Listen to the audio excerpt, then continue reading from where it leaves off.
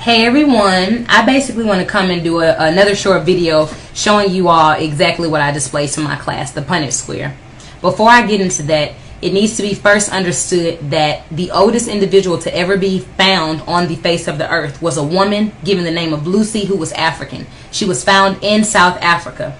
This literally ended all arguments that anyone on the face of the earth did not come from African people. That means that African people are the father and the mother of the entire universe. Now, the Punnett square. This is what a Punnett square is. This is what we use in science to display genes and genotype. This right here is 5 groups of people, the 5 groups of people of color. You have the black, who is the African, the brown, who is considered the Middle Eastern, the red, who is considered the Native American or the Latin. You have the yellow, who's considered the Asian, and the white, who's considered the European, just to keep it simple. Now, these 2 big X's display the African, because we are genetically dominant. Anyone that doesn't understand that black people are genetically dominant is a person that has first been miseducated on themselves.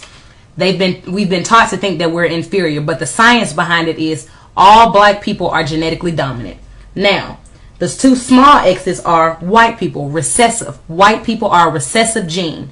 That means that when they have children with a black man or a black woman, all of the children will have the recessive allele masked by the dominant allele. So when you look at Thandie Newton from Norbit, she has a British father and a Nigerian mother, but she still displays blackness because blackness is dominant. When you look at Barack Obama, who has a Kenyan father and a white mother, he will still be black because black is the masker of his white.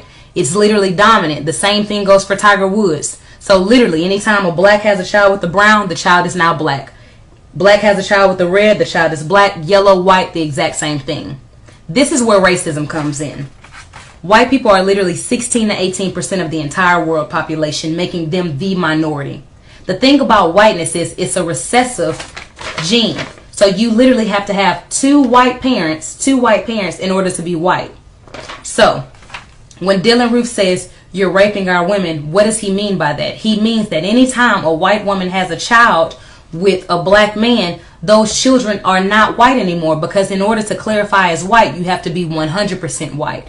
Well, to the people that are already the minority, it is extremely important to hold on to the genetics that they already have, because their genetics are already recessive. So think about prison. Why are so many black men are in prison? Because if you're in prison, what are you not doing? You are not having children. Why does it seem so many black American men are turning homosexual? So many black women are lesbians. Because if you are lesbian homosexual, you are not what? You are not procreating your race.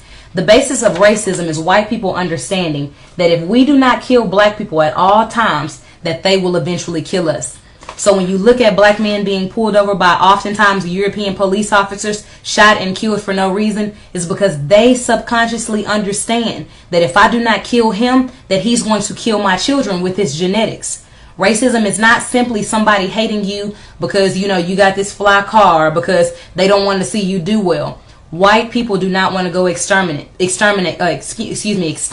So in order for them not to go to extinct, they created a system called racism, white supremacy, in order to kill black people. Black people because we show the strongest genetic variability. So when you go to Africa, you're going to see a lot of different diseases that target black people, because we have got to diminish your numbers if we have a chance of living and surviving. This is the reality of racism. So we've been taught to hate our skin, we've been taught to hate our lips, we've been taught to hate our wide noses, we've been taught to hate everything about blackness, because really we're dominantly strong.